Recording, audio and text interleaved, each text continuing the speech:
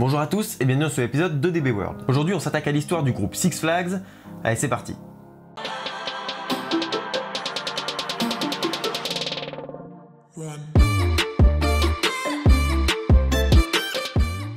Avant de commencer, je vous invite à vous abonner à cette chaîne. Voilà, c'est classique, mais ça fait pas de mal. Sachez que j'ai eu comme source principale Wikipédia. C'est une bonne source, mais ne voulant pas faire du copier-coller, je vais orienter l'histoire au mieux, donc voilà, les choses qui vont le plus m'intéresser et être selon moi le plus importantes. Je vais aussi rajouter des petits trucs, une petite chose à droite à gauche, des anecdotes, tout ça. Mais il faut savoir que je vais sur ce site-là pour commencer mes recherches en général, et ensuite je vais trouver des sources ou alors des articles, des vidéos, tout ça pour augmenter le nombre d'informations, et sur ce coup-là, je n'ai pas trouvé beaucoup. On peut donc commencer. L'histoire de ce groupe débute dans les années 1950 avec un homme d'affaires américain nommé Angus Wayne Jr. Ce dernier, suite à une visite dans le tout premier parc Disneyland, souhaite se lancer dans l'aventure des parcs. Comme je vous le disais dans un précédent de DB World qui s'affiche juste ici, il faut savoir que le groupe Disney a influencé énormément de parcs, et notamment le groupe Six Flags dans son entièreté. Angus se lance dans la conception du parc en 1959, et la construction démarre un an plus tard. Il choisit le Texas, son état d'origine, pour construire Six Flags Over Texas. Le nom Six Flags fait référence aux 6 pays qui ont dirigé l'état du Texas à travers le temps, et si ça vous intéresse, je vous les affiche juste ici. Il est aidé d'investisseurs, et le coût total de la construction de ce premier parc s'élève à 10 millions de dollars. Ce n'est même pas le prix d'une attraction comme Osiris de nos jours. Bon, évidemment, c'est pas la même époque, vous l'aurez compris. Il ouvre le 1er août 1961 avec une pré-ouverture, c'est-à-dire une ouverture test pour voir comment se comporte le parc en situation réelle. Il ouvre ensuite officiellement le 5 août. Le parc dispose d'une vingtaine d'attractions, ce qui est totalement correct, et le prix d'entrée pour un adulte était de 2,75 $ seulement. Encore une fois, c'est une autre époque. Cette première saison, le parc accueille 500 000 visiteurs, ce qui est plus que correct. Six Flags Over Texas ne cesse de s'étendre au fil des années. Si bien qu'en 1963, ce parc inaugure le premier flume du monde. Pour rappel, un flume, c'est une attraction aquatique où on se trouve dans des sortes de bûches.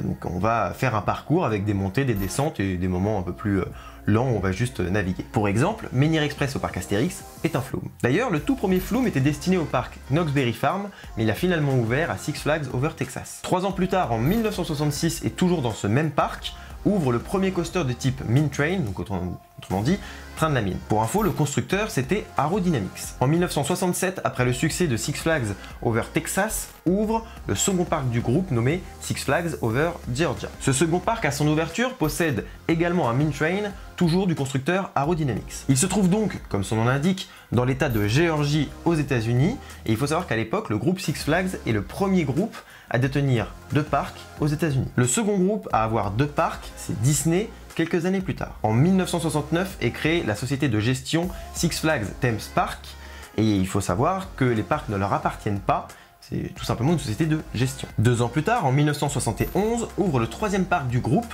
nommé Six Flags Over Mid-America, et il se trouve dans le Missouri. Connu sous le nom de Six Flags Saint-Louis de nos jours, ce parc a également ouvert avec un Mine Train en tant que premier coaster. Ensuite, ce sera fini avec la création de parcs, le groupe s'occupera seulement d'acheter des parcs déjà existants. En 1975, il rachète donc le parc Astroworld, qui fut renommé en Six Flags Astroworld. En 1977, c'est le parc Great Adventure qui est acquéri par le groupe, et pour le nom, ils ont tout simplement rajouté devant Six Flags. De même en 1979 avec le parc Magic Mountain, et pour le nom, toujours même principe, on rajoute Six Flags devant. D'ailleurs, on reviendra sur ce parc un peu plus tard dans la vidéo. Il est la dernière acquisition en termes de parc avant la mort d'Angus, le créateur du groupe, la même année, en 1979. En 1982, Six Flags Thames Park est racheté. L'expansion du groupe se poursuit les années suivantes, avec l'achat du parc Great America en 1984. On va s'attarder maintenant sur l'histoire de la société en elle-même, on reviendra sur les parcs un peu plus tard. Cette même année, le groupe obtient les droits d'utiliser l'image des personnages des Looney Tunes. S'ensuit des rachats dans tous les sens du groupe,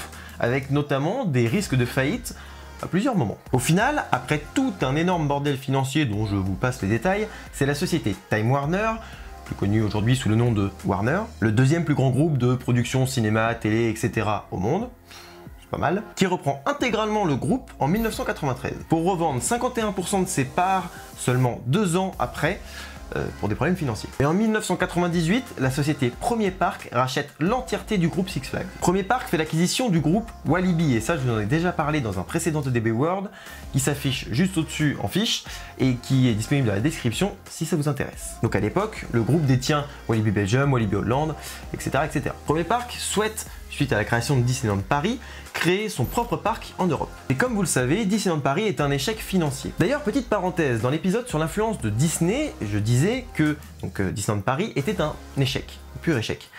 On m'a repris dans les commentaires en disant que c'était un échec commercial, donc là j'ai précisé, mais il faut savoir qu'un échec commercial renvoie forcément à un échec ensuite de création. Déjà parce que quand on voit la gueule de Disneyland, Walt Disney Studios, bon voilà, on va pas forcément en parler ici, mais on sait que c'est pas forcément le parc le plus réussi. Le premier parc est magnifique, a été très réussi de base, on a quand même des bonnes attractions, notamment Adrenaline qui est, Big Thunder Mountain qui est fabuleux, mais c'est un échec parce que par la suite, il n'y a pas eu toutes les expansions qu'il aurait dû avoir, tous les agrandissements, notamment un troisième parc, comme on en parlait aux infos il n'y a pas très longtemps car ça a été repoussé, justement parce que c'est un échec. Et du coup, l'échec commercial a engendré un échec de conception et d'agrandissement du parc. Et ça, il faut bien en être conscient, Disneyland Paris est un échec. Ça ne veut pas dire que c'est un mauvais parc, ça veut pas dire que voilà, mais il faut en être conscient. C'est pas une réussite. J'ai fermé cette parenthèse, mais Disneyland Paris est un échec commercial, ce qui a engendré par la suite, de la part du groupe Premier Parc, un abandon du projet de construire un parc en Europe, qui prouve encore une fois que déjà, l'Europe c'était pas trop une terre de coasters à ce moment-là, et surtout que Disney est bien un échec commercial. Et un échec tout court. En 2000, Premier Parc change de nom au profit de Six Flags. Il est à l'époque le premier groupe de gestion, autrement dit, le premier opérateur de parc au monde. Les parcs européens sont revendus en 2004 car les résultats financiers ne sont pas au rendez-vous. Encore une énième preuve qu'en Europe, les parcs ont tardé à trouver leur public. C'était vraiment très compliqué et ces dernières années, c'est de mieux en mieux. On voit la fréquentation, elle explose un peu partout. Dans l'imaginaire collectif, les parcs, ça commence à devenir quelque chose de cool. Et d'ailleurs, les gens qui vont aux États-Unis, qui sont en France ou en Europe, vont des fois se rendre dans les parcs comme Universal. Je sais que dans mon entourage, c'est pas mal arrivé. Et ça prouve que la culture parc commence un peu à arriver et que quand ils vont se rendre compte qu'en France et en Europe, il y a des parcs aussi, pas forcément aussi bons, mais voilà, des parcs différents, mais des parcs comme ça, ils iront peut-être aussi. Et ça, c'est une très bonne chose. Et je pense que la culture parc arrive de plus en plus, mais quand on voit la difficulté qu'ont eu 3/4 des parcs en Europe, j'en parle beaucoup dans les EDB World, ou Alligator, Parc Astérix, Mirapolis pour la France, mais aussi dans le reste de l'Europe, ils ont eu des gros problèmes pour trouver leur public, et ça change au fil du temps, ça arrive, mais ça a mis de nombreuses années. Et le groupe Six Flags, ils ont eu l'intelligence de se retirer pour se focaliser sur leur parc aux États-Unis, et c'est plutôt une bonne chose, même si c'est dommage qu'on n'ait plus de parc Six Flags, qu'on n'ait pas un parc géré par Six Flags en Europe. C'est une bonne chose pour eux, pour leurs finances, et on voit maintenant comment se porte le groupe. Pour le coup, c'était un bon calcul. Toujours en 2004, les parcs Six Flags s'unissent, surtout au niveau commercial, pour notamment avoir une publicité commune, et donc une image commune d'un seul et même groupe, et pas plein de petits parcs gérés par un seul groupe. Et c'est toujours le cas aujourd'hui. Je vous mets en description le site de Six Flags, et en fait c'est une sorte de portail vers tous les autres parcs du groupe. En 2005, Six Flags Astro World ferme ses portes et est rayé de la carte. Le groupe change de direction et la nouvelle idée c'est de s'orienter un petit peu plus vers les familles. Car oui, les parcs Six Flags sont plutôt violents niveau sensation, mais ça on reviendra dessus un tout petit peu plus tard dans la vidéo. Le groupe souhaite, toujours dans cette même optique de refonte et de restructuration, se séparer de quelques parcs, pour des problèmes financiers. Mais sans pour autant les fermer définitivement et les rayer de la carte également, donc il faut trouver des repreneurs. Quelques parcs sont donc vendus, au nombre de 6, et il faut savoir que Six Flags Magic Mountain a failli faire partie des 6, du coup ils auraient été 7, à être vendus par le groupe. Heureusement, ils se sont ravisés pour ce dernier parc, et vous allez voir un petit peu par la suite que c'était plutôt une bonne chose. En 2008, le groupe Six Flags souhaite ouvrir un parc à Dubaï. Et il faut savoir que ce projet a été donc initié, abandonné, réinitié et abandonné totalement, définitivement, l'année dernière en 2019. En 2018, le groupe rachète quelques parcs, notamment des parcs aquatiques, car il faut savoir, et je vous l'ai pas dit depuis le début, que ce groupe gère aussi des parcs aquatiques. Mais ici, les parcs aquatiques, c'est pas forcément ce qui nous intéresse le plus, mais c'est quand même bon à savoir. Sinon, Six Flags construit actuellement 3 parcs en Asie, car il y a un marché en plein essor là-bas, notamment au niveau des parcs. Maintenant qu'on a parlé dans les grandes lignes de l'histoire du groupe, on va s'attarder sur quelques sujets qui, selon moi, sont plutôt intéressants. Car oui, si j'avais fait dans le détail depuis le début sur l'histoire de ce groupe, déjà la vidéo aurait été, je pense, un peu plus chiante et aurait surtout duré une bonne heure. Parlons déjà du rachat de Cedar Fair. Il faut savoir qu'aux USA, et aussi dans le monde en général, il y a plusieurs groupes de parcs très connus. Rapidement, je vous fais une petite liste. Nous avons le groupe Disney, donc très connu, le groupe SeaWorld qui détient notamment les parcs SeaWorld, mais aussi Busch Garden. Nous avons le groupe Cedar Fair qui détient Cedar Point, logique, Kings Island ou encore Carowinds. Nous avons le groupe Universal et évidemment le groupe Six Flags. Il y en a d'autres, mais c'est pour vous donner une idée. Et si vous ne connaissez pas tous ces noms de parcs et de groupes, ne vous en faites pas, c'est pas vraiment utile pour la suite de la vidéo. Au passage, il existe un rapport dont le plus récent date de 2018 qui montre les meilleurs parcs aquatiques, parcs d'attractions, muséums ou groupes de parcs à travers le monde. C'est une sorte de bible de la fréquentation qui sort donc tous les ans et que j'adore lire car c'est vraiment super intéressant. On apprend donc que le numéro 1 en 2018 c'est le groupe Disney évidemment avec 157 millions de visiteurs et c'est colossal. Et là je parle en termes de fréquentation, tout parc confondu. En 3e place nous avons Universal. Six Flags est 7e et Cedar Fair est juste derrière à la 8e place. Je vous laisse en description un lien vers ce rapport, si je dis pas de conneries ça s'appelle TEA quelque chose, mais voilà, il y a le lien si ça vous intéresse, vous cliquez dessus et vous aurez le rapport. Tout ça pour dire que Six Flags a fait trembler le monde des enthousiastes avec donc un potentiel rachat du groupe Cedar Fair. Il faut savoir que les deux groupes sont très concurrents, déjà parce que ils sont majoritairement tous les deux aux États-Unis, mais aussi parce que leurs parcs sont plutôt proches les uns des autres. Bref, ce rachat n'a pas eu lieu, même si Six Flags a fait une offre, cette dernière n'a pas été retenue. Et c'est pas plus mal car la concurrence ça fait avancer les parcs, et ça fait donc développer de nouvelles choses, et surtout ces deux groupes-là, ils aiment bien donc se tirer la bourre à coups de gros coasters, ce qui est plutôt une bonne chose. Mais pour info, l'offre de rachat était de 4 milliards de dollars, ce qui est une somme pas dégueulasse. Autre folie du groupe Six Flags, la construction d'un parc en Arabie Saoudite. Alors la construction d'un parc, ça n'a rien d'exceptionnel, mais déjà ils l'ont annoncé pour 2023 avec 28 attractions, dont un coaster unique au monde. Et vous allez voir, unique au monde dans un genre un peu particulier. Tenez-vous bien parce que là on bascule dans du grand délire au niveau caractéristique pour ce dernier. Il doit atteindre 250 km/h. Jusque là c'est pas impossible, hein, étant donné que le coaster le plus rapide du monde c'est Formula Rossa à Abu Dhabi avec 240 km/h, ce qui est quand même relativement proche. Mais le tout est accompagné d'une vidéo, notamment une vidéo du nouveau coaster, et quand on la regarde on dirait qu'il y a un mec complètement ivre qui allait sur un logiciel type No Limit ou Planet Coaster comme vous voulez et qui a créé une montagne russe avec des caractéristiques de dingue et des virages et des hauteurs qui ressemblent juste à rien, qui visuellement peuvent pas se retrouver dans un parc. En tout cas comme ça de but en blanc on peut pas se dire que ça va se retrouver dans un parc.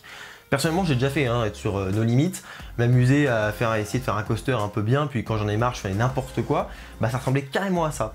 Et je vous mets d'ailleurs la vidéo ici, c'est la vraie, hein, c'est du sérieux, c'est sur le site je crois même de Six Flags, du groupe. Et donc ils y croient à leur truc, mais quand on la regarde, on a vraiment du mal à s'imaginer ça dans un parc. Et surtout, bon déjà le prix je vous en parle pas, les forces je vous en parle pas. Quoi qu'il en soit, ils l'ont annoncé comme ça, ils ont mis cette vidéo, mais ça a l'air d'être un truc de dingue dans le sens un peu sorti de nulle part et un peu fou en fait comme projet. Alors de deux choses l'une, déjà si ce coaster voit le jour, j'y vais direct, car évidemment un coaster avec autant de records, il faut absolument y aller tout de suite, hein, et là c'est pas possible. Par contre, j'ai quand même des réticences face à ça, déjà sur l'ouverture du parc en lui-même, sur l'ouverture du coaster, même si ça a été annoncé et que ça a l'air d'être très très sérieux de la part de Six Flags, voilà, on n'est jamais à l'abri d'un projet qui tombe à l'eau, surtout que voilà, il y a plein de paramètres à prendre en compte qu'on n'a pas forcément, mais j'ai quand même des doutes, voilà, sur l'ouverture du parc. Après, si ça voit le jour, là, voilà, BNF, on ira direct, puis on pourra rider un truc juste énorme. Affaire à suivre donc pour cette ovni dans le domaine des parcs, et je vous mets un sondage en fiche juste ici, pour avoir votre avis sur son ouverture éventuelle, hein, je parle du coaster. Dites-moi si selon vous, il verra le jour, oui ou non. Et évidemment, si c'est le cas, s'il ouvre, un EDB World reviendra sur ce projet le moment venu. Pour finir, il faut savoir que le groupe Six Flags est réputé pour avoir des parkings à coaster. C'est-à-dire des parcs sans grande thématisation, voire pas de thématisation du tout, mais avec beaucoup de coasters. Et c'est peu dire, pour 15 parcs d'attractions hors parc aquatique, donc, selon le site RCDB Roller Coaster Database, que je vous mets en description comme d'habitude, le groupe détient 160 coasters. Ce qui fait une moyenne de plus de 10 coasters par parc, et c'est juste énorme. Je vous mets d'ailleurs les parcs en question juste ici, et il faut savoir que ce sont les parcs que le groupe gère actuellement. Il n'y a pas, donc nommé ici, tous ceux qui ont ouvert, fermé, été gérés par le groupe, puis ensuite revendus. Voilà, c'est ceux qui actuellement sont ouverts et sont détenus par le groupe Six Flags. Notez d'ailleurs que certains parcs ont dû fermer à cause de tempêtes. Bon, évidemment, c'était pas une petite tempête, hein, c'est le gros ouragan bien sympa des États-Unis, mais on reviendra dessus dans un prochain EDB World. Regardons de plus près deux parcs du groupe à présent. Six Flags Magic Mountain qui totalise à lui seul 19 coasters, et c'est d'ailleurs le parc le plus fourni au monde. Et croyez-moi, hein, dans l'eau, il y a quand même du lourd. Avec notamment Twisted Colossus, un RMC qui a l'air vraiment bien sympa. RMC étant l'acronyme de Rocky Mountain Construction, la société qui a construit le coaster. X2, un coaster juste très bizarre visuellement mais fou techniquement. Tatsu, un flying coaster, donc c'est-à-dire un coaster en position allongée. Ou encore Full Throttle qui comporte un looping de presque 39 mètres de haut. Je vous rappelle au passage que ce parc-là a failli être vendu en 2006. Sinon, nous avons aussi le parc Six Flags Great Adventure. Alors lui, il n'a que 12 coasters, mais parmi ces 12 coasters se trouve King Daka, et c'est le coaster le plus haut du monde avec une hauteur de 139 mètres. Il atteint la vitesse de 206 km/h et c'est donc le deuxième coaster le plus rapide du monde après Formula Rossa, dont je vous parlais juste au-dessus. D'ailleurs, cette année doit ouvrir Jersey Devil Coaster, un Raptor Track dont je vous parlais dans les DB World, qui s'affiche juste au-dessus. Et dites-vous que je ne vous ai parlé ici que de 2 parcs parmi tout ce que contient le groupe. Sachez que durant cette histoire, je n'ai pas été trop dans le détail, comme vous le savez, ce qui me permettra de pouvoir faire des DB World sur certains sujets précis, comme sur certains coasters ou certains parcs, en détail, notamment King Daka. Lui, il aura son petit DB World bien sympa, je pense. C'est à présent la fin de cette vidéo, merci d'avoir suivi jusqu'au bout, je vous dis à bientôt pour un prochain épisode de DB World. D'ici là, soyez enthousiastes, salut!